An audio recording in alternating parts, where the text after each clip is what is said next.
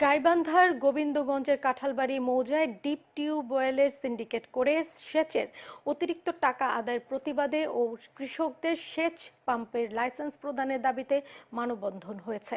কাটাবাড়ি ইউনিয়নের কাঁঠালবাড়ি সহ ৩ গ্রামের কৃষকদের আয়োজনে কামদিয়া সড়কে এ মানববন্ধন কর্মসূচি হয়। সেচ পাম্পটি চালু না হলে এলাকার প্রায় ৭০০ কৃষকের ৩৫০ একর জমি বোরো ধানের চাষাবাদ অনিশ্চয়তার মধ্যে পড়বে বলে জানান বক্তারা।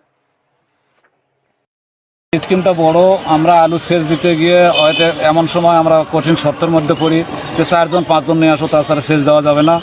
সেচ দিতে গিয়ে ৪-৫ জন জোগাড় করা যায় না, আলুর সেচ আমরা ঠিকমতো দিতে পারি না। আবার তারা ইচ্ছা মতো যে দরটা ধরে সেটাই দিতে বাধ্য হতে হয়। এই ক্ষেত্রে দেখা যায় যে এদের টাকা শোধ করে কাটা কমানো দিয়ে শুধু খড় ছাড়া আর কোনো কিছু আমাদের কৃষকদের ভাইদের ঘরে ওঠে না।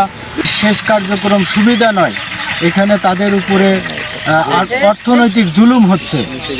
এই অর্থনৈতিক জুলুম থেকে রক্ষা পাওয়ার জন্য এই এলাকার কৃষকরা সম্মিলিতভাবে এখানে একটি তারা গভীর নলকূপের আবেদন করেছে। এই গভীর নলকূপের আবেদনটা এবং লাইসেন্সটা বাতিল করার জন্য ওই সিন্ডিকেট এবং ওই মহল তারা এই লাইসেন্স বাতিল করার জন্য বিভিন্ন প্রচেষ্টা চালিয়ে যাচ্ছে। আমি সরকারের কাছে এই জনগণের পক্ষ থেকে আমি একটা মেম্বার আবেদন করতেছি, প্রশাসনের কাছে আবেদন করতেছি, এটা যান এই জনসাধারণ যারা ডিপটা করতেছে তারা যান পায়। আমি মেম্বার হিসেবে, জনগণ প্রতিনিধি হিসেবে আমি একটাই আবেদন করতেছি। আমরা এখানে ৭০০ ঘর বসত, সেখানে ২ জন ব্যক্তির কাছে আমরা এই ৭০০ ঘর জিম্মি হয়ে গেছে। আমাদের এখানে ১০০ একর জমি আছে। এই জমিটা তারা প্রতি বছর ৬০০ টাকা করে ভাড়া বাড়াচ্ছে, যেখানে ১৫০০ টাকা ছিল, এখন বর্তমানে সেখানে ৭,০০০ টাকা নিচ্ছে প্রতি বছর, যেটা আমাদের অধিক দেওয়ার পর কৃষকের আর কিছু থাকে না।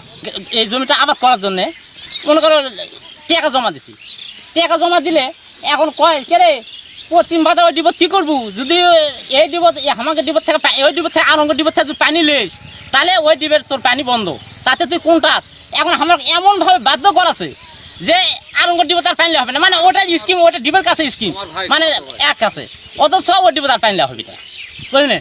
তারপরে প্রতি বছর এই ২ টাকা ৩ টাকা করতে করতে এখন ৮০ টাকা শতক জমি লাগাচ্ছে এই জায়গা। আমাদের অবস্থা এখন আলু তুলে পড়ে আছে সমস্ত জমিগুলো পড়ার কারণে এরা তো পানি দিচ্ছেই না, আমাদেরও তো লাইসেন্স দিচ্ছে না, এছাড়া নেওয়ার মতো কোনো ক্যাপাসিটিই নাই, মানে যে জায়গায় যায় সেখানে বাধা দিচ্ছে যে লাইসেন্স পাবেন না।